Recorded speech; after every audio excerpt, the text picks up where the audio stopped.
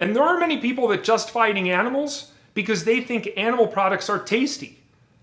But what's more important, the taste pleasure you get for 10 minutes while eating an animal product? I don't think it's justified, so I have this 5 minutes of like taste pleasure on my tongue, a certain flavour.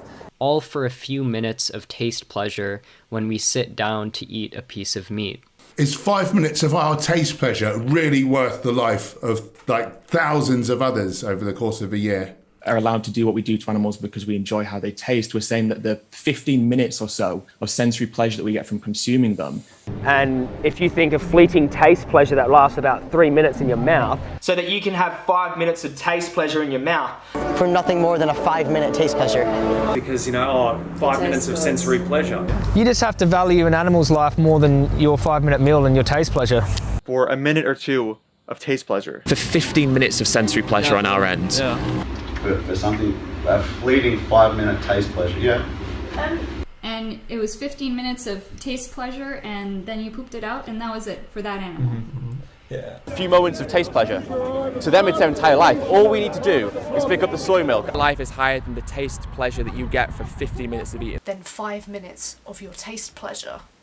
So they mustn't mean all that much. We're tempted to eat these things because they taste so nice, but just get it into our heads that something like taste pleasure is just in a different moral universe. Taste pleasure, that is wrong. Murdered needlessly for your taste pleasure. For no reason other than taste pleasure. Just to satisfy their taste pleasure. For something as trivial as temporary taste pleasure.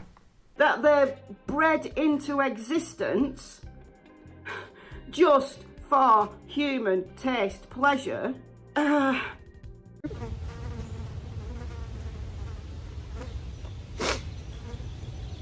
Just because people want the taste pleasure.